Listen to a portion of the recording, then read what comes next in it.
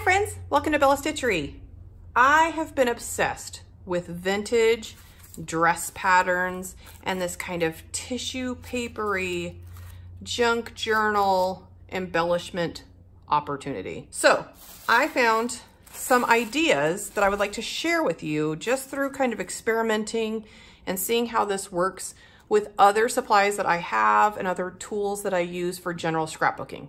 So let me show you some of the embellishments that I've made. The first thing I want to show you is this cute little rose. I've had a lot of people on Facebook ask if I'm going to do a tutorial about this rose. And here we are. So welcome. I hope you have joined me today, this lovely evening or morning or afternoon, whatever the case was for you. I used a Sizzix and a rose die. And I'm not sure the exact brand of this one, but there are so many rose and flower dies like this online. I'll put a link to some in my description, and it really makes rose formation a breeze. Because what I did, because this is kind of a tissue paper-like quality, I wanted to do several layers instead of one. Normally with this, you'd put like one piece of cardstock and make your rose. I just folded up a bunch. Okay, and then you're just gonna cut off a piece like so, run it through the Sizzix like so. So I'm gonna die cut that and then I'll be right back to do the folding. Okay, and your die cut will come out like this. Okay, so trying to keep all of these tissue papers together, and it really doesn't matter if it's perfect because it's so shabby chic. Don't worry, you could do a lot of folding and puffing it up as you go. So I just kind of try to hold them all together, and then you just roll your rose in like so. I also have another tutorial over here about how to make roses like this out of old toilet paper rolls and paper towel rolls. If you want to check that out, that's kind of a fun one too. But the process is the same. So you just roll it up like so. If it gets squished and crinkled, it just makes it better. Like now you got like a cool cabbage rose, even more vintage. So just kind of keep rolling it up, rolling it up.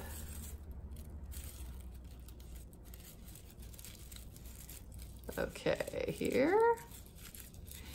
And when you get to the end,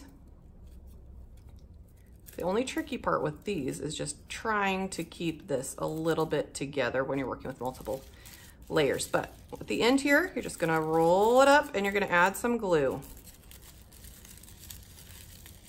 And it kind of just tucks into itself somewhat naturally, okay? I like to do a really tight roll and then just kind of let it kind of fluff out a little bit on its own. I'll use a little bit of art glitter glue for this. There we go. And you might have to go through a few layers if you're doing multiple layers like this, just to make sure it all kind of stays together.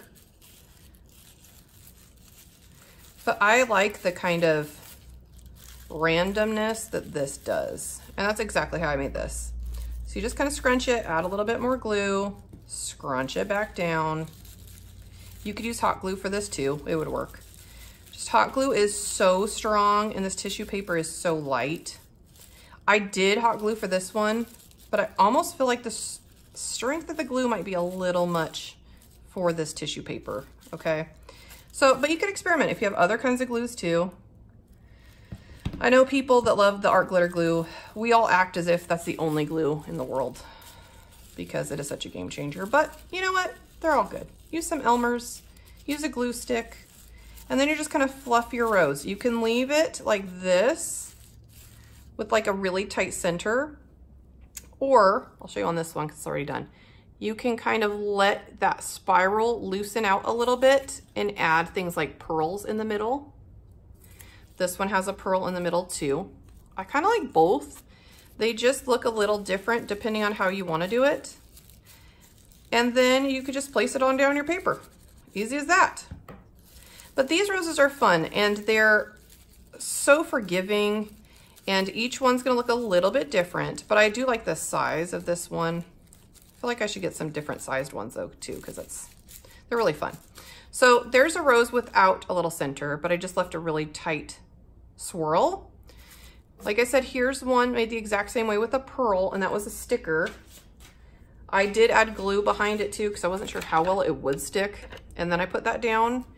Here's one of each. Now these I made with kind of a more modern dress pattern.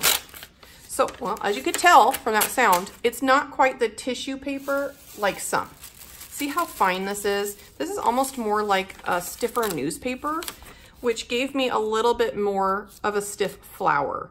With these, I actually took some tweezers too and folded the leaves out because it's almost not quite a cardstock, but it is a firmer texture, which may be easier. Maybe you like the tissue paper. I really like the tissue paper because it just reminds me of all the kinds of details and styles that I love about things like junk journaling and this kind of shabby chic collageness.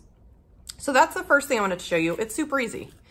The next thing I made for some of my cards is this ruffle here. See this ruffle? And that is also super easy if you sew. Again, I don't really sew, so if I can do this, I have faith in you, friend.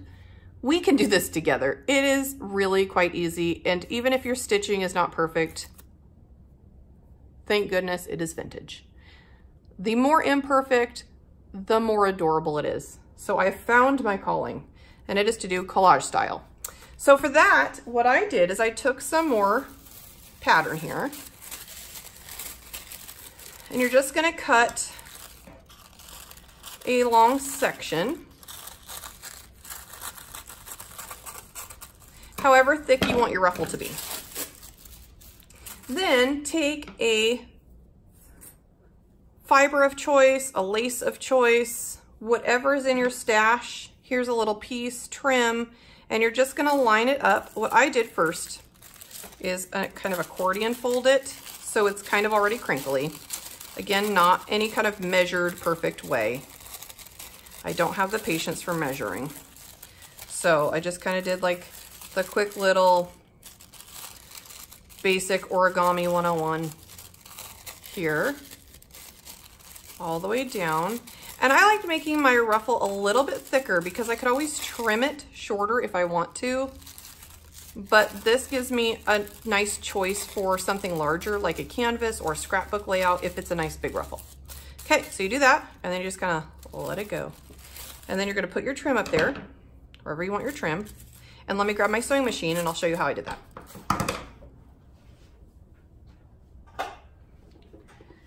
Okay, sewing machine is gonna be a little bit tricky to see because you are suspended from the ceiling.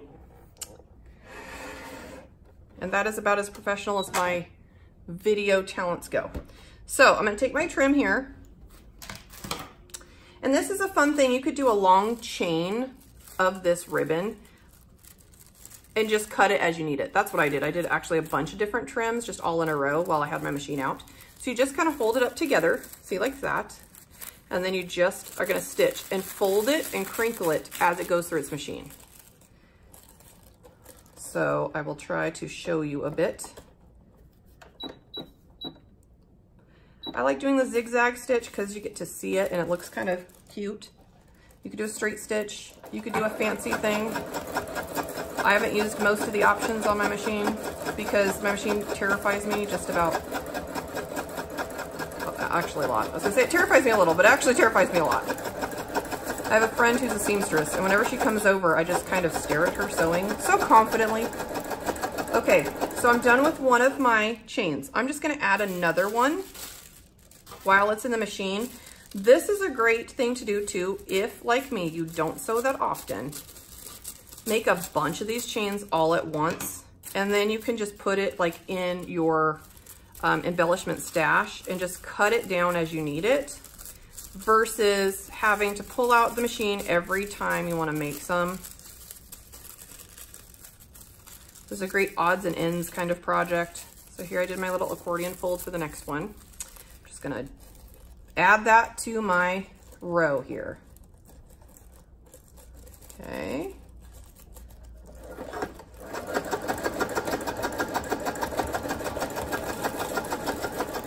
I'm just kind of pushing that tissue paper so it's a little more ruffly as it goes. Again, I try not to really overthink it. I think the more organically it folds, the better it looks. And then let's take a look. So here's the finished ruffle. Look at how cute. And each time you do it, again, it's gonna be a little bit different. That's what I like about it. But as you can see, you have a nice little ruffle there, some nice lace. You can do, again, a whole row of this and just wind it around itself like this, keep it in a drawer, and then just cut it as you need it. I just love the way it looks. This one I did with some brown trim. See that? Same exact technique. Adorable. The other thing that I'd like to show you is I did some experimenting with die cutting this tissue paper like material. Now, I also tried this through a Cricut. It did not work well, although you never know, so I had to try it. But I found with a Sizzix, because it's not pulling a blade through, it worked a lot better. What I did for these is I first made a decoupage type piece of paper. Let's make one together. Let me take a smaller piece here. Okay, so you're just gonna take any white cardstock, it'll give it stability, and then take your pattern. As you can tell, it's super thin, but that's so cute. Love it. And then I have this super tacky, oh my gosh, super thick tacky glue. And let me tell you, they are not joking. I have never seen a thicker glue in my life. I got this from my sister, and it is like toothpaste and bubblegum had a baby. It is so, I don't even know what people use it for normally, but let me tell you, it definitely does glue things. So I just kind of painted my cardstock with this super thick glue and a silicone brush. I felt like a silicone brush might work a little bit better than something with bristles because I felt like that might just get glued to itself. Not really sure, but silicone brushes are kind of cool for a lot of mixed media type things, and they're super easy to clean. So if you haven't used them, I recommend them. I'll put a link to this. It's, of course it's Prima Marketing, come on. Prima Marketing Art Basics silicone brush. I have them in several different sizes, and they're great for all kinds of things. So what I did is I just put my thin coat of super tacky glue, and then you're gonna put your paper, and you can put it in different sections if you want certain patterns showing, or just slap it on, okay? And I just let it sit overnight, like that. Then, as you tell, it will stick.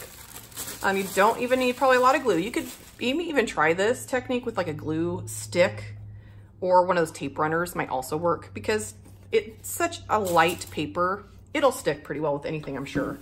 And then the next day, when I had my glue nice and dry, I cut them into Sizzix sized shapes so that I could run my dies through the paper. And I think it turned out quite fabulously. I wanted to pick dies that had a really big surface area so I could see a lot of this texture and print. But you could also do like words, try letters. I just didn't want something too detailed and then you'd lose the fact that this is a dress pattern paper. I made this cute flower with some nested flower dies here. These are fun. And it cuts in 4 different sizes. And then I just stacked them together with a brad and kind of fluffed them up. See, this is how they come out. They're super cute. I haven't used this on a card yet, but I think I'll use it on my next one. It's cute, right? So those are some ideas. And also one thing to note, you may think, look at this cute vintage dress pattern.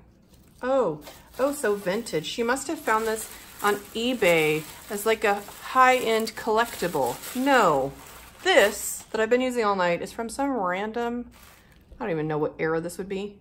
2000s? 90s? I'm not sure. Again, my sister had this because, like me, she likes to pick up a lot of supplies in the hopes that she'll do certain crafts. Cut to 5 years later, she's like, who am I kidding? And just gives me stuff. So, hence the tacky glue and the random business attire? I'm not really sure. But the paper inside, super fun. It could just as easily be from the 1940s. no one would ever know, especially when you mix it with some cute vintage images and materials. Just delightful. So that is my little DIY tutorial for the day. I would love to hear what you have to say. If you like what I did here with the tissue paper, check out my other tutorial about die cutting with tissue paper. I do lace dies, I do a couple other dies with just party tissue paper, so you can kind of use those with this same paper if you like those techniques as well. And leave me a comment, let me know if you sew. And what tips would you give someone like me who literally use my sewing machine twice a year? If that. Every time I thread it, I have to like look at all the numbers again and sometimes YouTube it. So I would like to hear your feedback. If you know any great sewing tutorials for a beginner like me, let me know. I would love to hear it. And subscribe to my channel, ring the bell, follow me on this wild adventure of crafting. Check it out and try it out. Let's make some stuff. Bye.